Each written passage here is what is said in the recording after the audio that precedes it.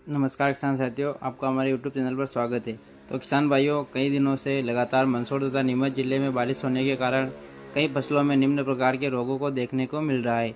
तो किसान भाइयों, साथ ही हम गेहूं की फसल की बात करें तो किसान भाइयों 15 से 20 दिन के होने के बाद उस फसल में बारिश के कारण जड़ सड़ना और साथ ही जड़ की वृद्धि रुक जाना, और साथ ही हम बात करें तो फसल को पीलापन के रूप में देखना, यह फसल को रोगों से ख़राब होने से बचाने के लिए मैं आपको एक प्रोडक्ट बताने जा रहा हूँ।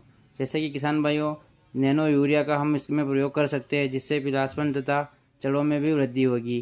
किसान भाइयों, नैनो यूरिया का प्रयोग हमें फसल उत्पादन को बढ़ावा देता है, और साथ ही नैनो यूरिया का प्रयोग नाइट्रोजन की आवश्यकता को पूरा करने में मदद करता है। और साथ ही किसान भाइयों, हम बात करें तो पौधे की विकास में सुधार करता है, और साथ ही फसल उत्पादन लगभग 8% बढ़ाता है। साथ ही किसान भाइयों, हम बात करें नैनो यूरिया की, तो यह पौधे में प्रकाश संश्लेषण की क्रिया को बढ़ावा देता है।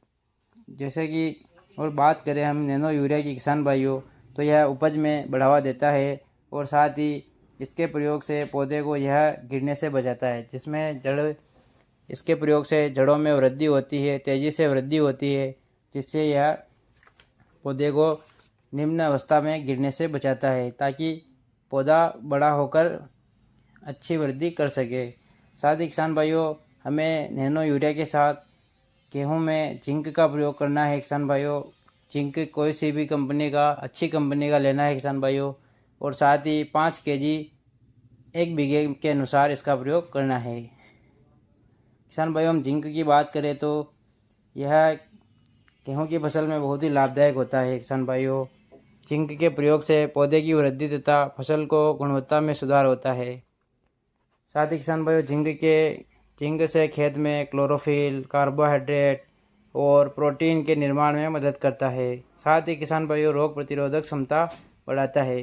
गेहूं के पौधे की रोग प्रतिरोधक क्षमता यह तेज़ी से बढ़ाता है किसान भाइयों, और यह निम्न एंजाइमों को गतिविधि को तेज करता है। एंजाइमों को लेने में, पोषक तत्वों को लेने में यह मदद करता है किसान भाइयों। और साथ ही किसान भाइयों, बात करें जिंक की, तो यह उर्वरकों का प्रयोग विशेष रूप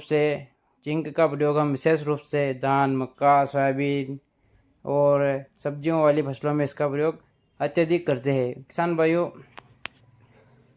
फसल 15 से 20 दिन की होने के बाद जिंक का प्रयोग और नैनो यूरिया का प्रयोग एक साथ मिलाकर किसी भी खाद में, जैसे कि यूरिया खाद में ही मिलाकर या किसी भी खाद में मिलाकर इसका प्रयोग करना है, जिससे आपकी फसल सुरक्षित रहेगी, मजबूत रहेगी और उसकी वृद्धि में बढ़ोतरी होगी।